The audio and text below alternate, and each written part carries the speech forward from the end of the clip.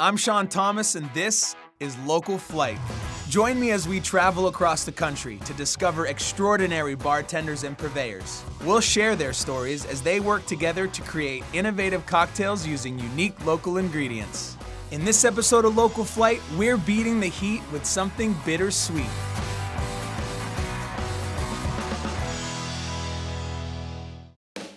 Washington, D.C. is going through a food and drink revolution, with new restaurants and bars opening every day.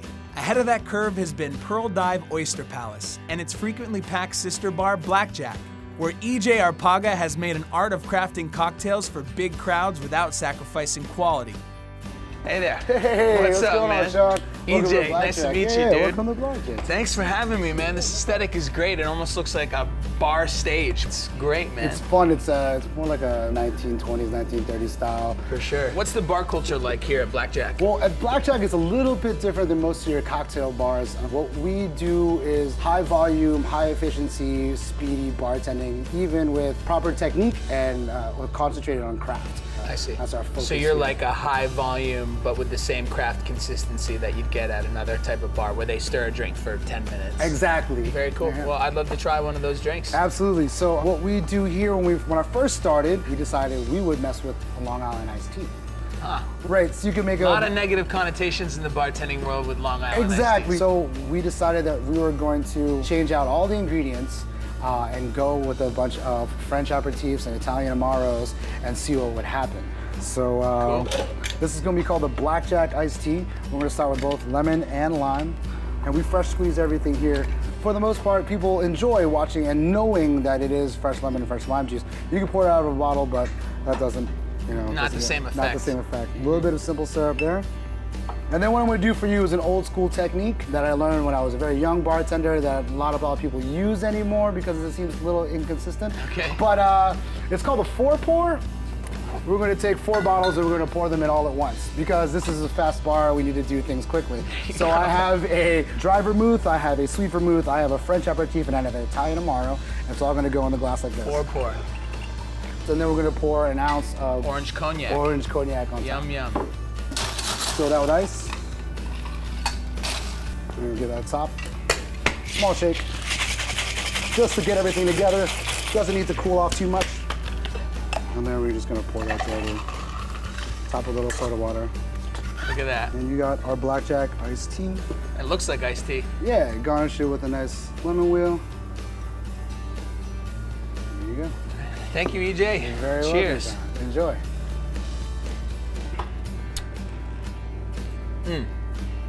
That's great, man. Quick, complex. Yeah. I get the menthol from that Italian amaro. So, Kind of a dual bitter sweetness from those 2 red vermouths that you yeah. used. And a little bit more dryness from that white vermouth. That's great, man. That's exactly what I want from an aperitif, you know? This is very, very delicious. So it's my first time here in Washington, D.C., Awesome. and I was hoping we could make a cocktail Cool. that really kind of captures what this place is all about. right. Now, for me, I obviously have associations that are with our nation's history, the politics here, and I'd love to incorporate that. But I'm hoping we could make a cocktail that not only pays homage to the history, but gives a nod to the artisanal producers, Right on. the seasonal locality, Sure. what's being produced here. What do you think? I have a friend of a friend that I know has a pick-your-own-fruit farm. Okay. Not too far outside of the city. But we could go out there and kind of check on some fruit. That would be You wanna check on amazing. something like that? Any ideas what's in season now? I think this week they started opening up with tart cherries. Tart cherries, Yes. different from sweet cherries. Yeah, absolutely. They have this iconic look. They're the bright red, like what you would see on a jackpot sign when you're in Las Sure, Vegas. those But- bright red cherries, yeah, like yeah, maybe a bunch together. It's crazy. It's weird because they don't have that sweetness and they have this like nice acidity, but they're bright and vibrant. And that's funny because one of the only things I know about sort of the history here, well, I know a couple of things, but it's like George Washington and cherries, like that. Right. That imagery immediately comes up. George Washington chopped down a cherry tree. That's So yeah, exactly. So why don't we get out of here and go on a Absolutely, little yeah. adventure? Let's go, let's go. Just north of DC is Butler's Orchard, a family-run farm that spills across 300 beautiful hilly acres. Here we're catching a lift with third-generation farmer Ben Butler. Butler's Orchard grows everything from raspberries to sunflowers to potatoes, but right now it's the season for tart cherries. Even though tart cherries are less common in supermarkets, they are used in more recipes, are the base of more syrups and liqueurs, and are packed with way more vitamins than their sweet cousins. So these are tart cherries. Jeez, they're just exploding off the trees, man. Yeah. That's wild too. These were planted in 1983, so they've got a few years on them, but they're still, I mean, you can see beautiful. Yeah. They look like candy, man. Yeah. So is there sort of like a method to figuring out when they're ready? Yeah, so as you look and see, you want that plump, dark red color, and that's really the sign. If they come off the stem fairly easily, you know they're about ready, and you can kind of feel that plump, watery feel. That's how you know that they're really sweet, as sweet as they're gonna get at least for these tart cherries. Yeah. I'm gonna try one of these. I mean, they go just for look it, man. so Not bad? Mm-mm. Good. Better than that. Never They're could be tart. It's like a combination of tart and sweet. The real deal. All natural, yeah. This is the real deal, yeah. There's a lot of juice in there. That's great. Yeah. What kind of varietal of cherry is this that make them tart? So this variety here is called Montmorency. Okay. This was planted 33 years ago, Right. and we're still planting the same varieties this year. So Montmorency Yields a is sour, it's tart. it's a good variety, a lot of different uses, and it's got great yields. But they're high in vitamin C and other antioxidants. Yeah, just through the roof. So there's not just a sweetness factor, but there's a great health benefit to eating these things. This is a family farm. It is. I'm the third generation. My grandfather and grandmother started the farm in 1950. Kind of a crazy idea, the whole pick your own world. But we've come a long way, and now my dad and my aunt are the co-owners, and my brother and sister and I are all the next generation. And we're happy that we're still picking them. 30 years is a long time. Yeah, it is. I actually grew up about 500 yards through the woods here, so this was my backyard. Very so cool. Awesome. eating fresh stuff all the time. Can't beat it. It was an awesome childhood, yeah. Yeah, for sure. So EJ, we came out here for a cocktail ingredient. What do you think of these cherries so far? Honestly, they have like the flesh of a cherry tomato. They have this great juice in them. Very acidic and sour, and that plays into a city cocktail, official city cocktail. What's the official city cocktail? Official city cocktail is a Ricky. A Ricky? Yeah. So this is already kind of speaking to you in the yeah. template of a Ricky? Absolutely. Oh, cool. Yeah. Thanks for showing us this property. It's Of a beautiful course. piece of land. So Glad you came out. just a good damn cherry farm. Inside Mess Hall, a culinary incubator that gives up-and-coming food entrepreneurs space to get creative, Tori Pratt is making her true syrups and garnishes the old-fashioned way, in small batches with natural ingredients. Hey there. Hey, how are you? Good. How you doing? Good. Well, thank you guys for coming by. I'm excited to kind of show you what we're about here. Please do. What do you have? You got all these wonderful ingredients going on. I Yes, see. so this is our tonic. So our tonic syrup is made from a whole bunch of different herbs and spices inspired by British India, where the gin and tonic was born. Sure. The first step is to put the saffron into bloom. Okay. So if you guys want to help me out with that, just Absolutely. come on around. Sure. Okay, cool. Making tonic, Sean. Making tonic. Perfect. Cool. The number of herbs and spices required to make authentic tonic water is impressive.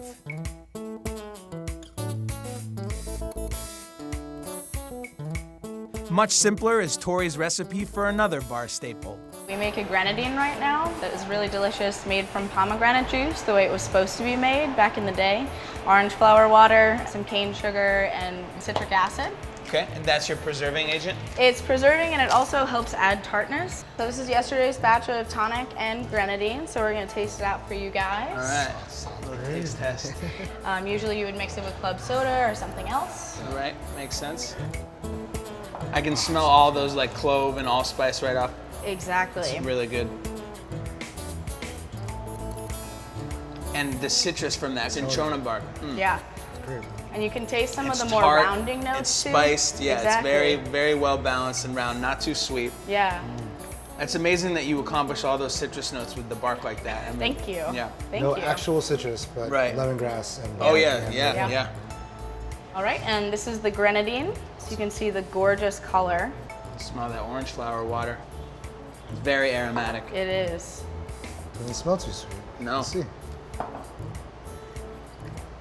Slightly tannic, tart, acidic. I mean, that's really, really light. This doesn't spend too much time on the palate. No, It it's- falls away. More refreshing and light than, yes, those Yeah. grenadine, yeah. Well, you're the maestro, so I feel like you're gonna have to make this decision. Oh man, all right, well, the tonic is delicious, the grenadine is delicious, but I think in context of what I'm trying to make with the tart cherries, I think I'm gonna stay in that profile and we'll stick with the grenadine. Sure. Can we take a bottle to go? Of course, let me just make up a fresh one for you. We actually make all of our own labels. And then the final step is a wax seal. All right, here you go, guys. That is so cool. The wax is literally still drying. Yeah, be careful, it's a little hot. Thank you so much, Tori. Thank you. Thanks for having us. All right, see you guys. With grenadine and cherries in hand, EJ and I head back to Blackjack to see if we can come up with a summer cocktail to help folks cool down. All right, EJ, we got ingredients for days here. Yeah. A lot of cherries, grenadine, a lot of acidity in both those ingredients. Right, yeah, there's not a lot of sweetness in this grenadine, which is great. And those cherries are plump and firm and full of juice. So I'm thinking we gotta do a riff on the official cocktail of Washington, D.C., and that's a Ricky. What's in a Ricky traditionally? So originally it was rye, but now it's also known to be gin, lime juice, and soda water on top. They say the Ricky is like a liquid air conditioning, so we're gonna try to stay with that template because I think it'll work out, especially on a humid day like today. Certainly. I'm gonna grab a handful of cherries and try to grab some juice out of that. Pits and all? Pits and all, we're going to take it and we're just going to mash it up and try to get, as you can see, all the stuff is just kind of coming out. Huge juice content in those guys. Yeah. Get some of this fresh, delicious cherry juice out of here. You might get some tannins off those stems as well. Yeah, overall it's going to be sour, so I might as well add some little bit bitter content to it as well. All right, we got some juice coming out of there. Now when we take it, we're going to strain all this stuff out into an ISI or a forced carbonator, and we're going to put the fun on top. Is that like a soda canister? Right, they've been around for a long time. You can just, you take these cartridges and you fill them full of CO2 and it carbonates whatever you put inside of it. We're gonna put a little bit more soda water to keep it nice and fizzy. Oh yeah. And then we're gonna cap all that stuff and we're gonna charge it with CO2.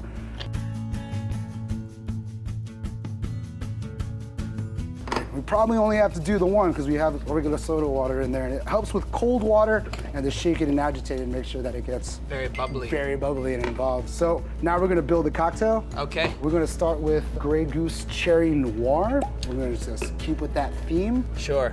Slight vanilla in that as well, and the cherry is not overpowering. It's not like a sweet flavor. It's a very dry cherry flavor. Right. So it should match up pretty well. Nice. We're going to still use a little bit of lime juice, but not a lot. Our regular Ricky recipe calls for at least an ounce of lime juice, but we're going to go with half an ounce of lime juice. Get that to the mid-level. So you get about a half an ounce of lime juice from a half a lime? Yeah. Cool. Fill that sucker with ice. We're going to top it off with our quickly infused cherry soda water. We're going to roll that a little bit. Get it all involved. Nice pink color to start, but then we're going to top it off with a little bit of local pomegranate grenadine as well. True grenadine. Just for color. Yeah, that's pretty. Yeah. I'm going to do a swath of a lime. And then we're going to top off a perfect set of cherries on the side. Jackpot. Jackpot. Cool. There you go. Very, very cool, man. Cheers, very man. cool. Cheers, thank you. Cheers, enjoy. Liquid air conditioning. Yeah. A lot of red fruit, both from those cherries and that grenadine. Here, take a sip of that. Absolutely. Tannins from both of those as well. Almost some like orange peel off the grenadine and some real dry, dark cherry from the Grey Goose. Right on. It's good, man. It's good on a hot day for sure after that farm. That's the whole idea. All right, perhaps the tallest order of this entire trip. Right. We have to name this drink. Oh, man. And we have to name it in such a way that captures everything we've done thus far. So the history, Right. the local producers. Cool. Well, how about, since the tart cherry is different than the rest of the other cherries, and we're going with George Washington on this one, who was a revolutionary, let's do Revolutionary Ricky. Revolutionary Ricky. Right. I like that. And what you guys are doing here as far as like keeping the craft alive, but making it very accessible and very quick and getting out in high volume, it is a bit revolutionary. So different. the Revolutionary Ricky. That'll work.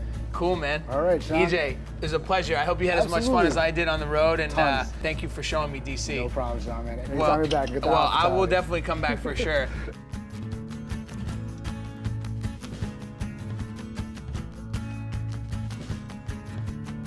Thanks for watching, and join me next week in San Diego when I go searching for urchin.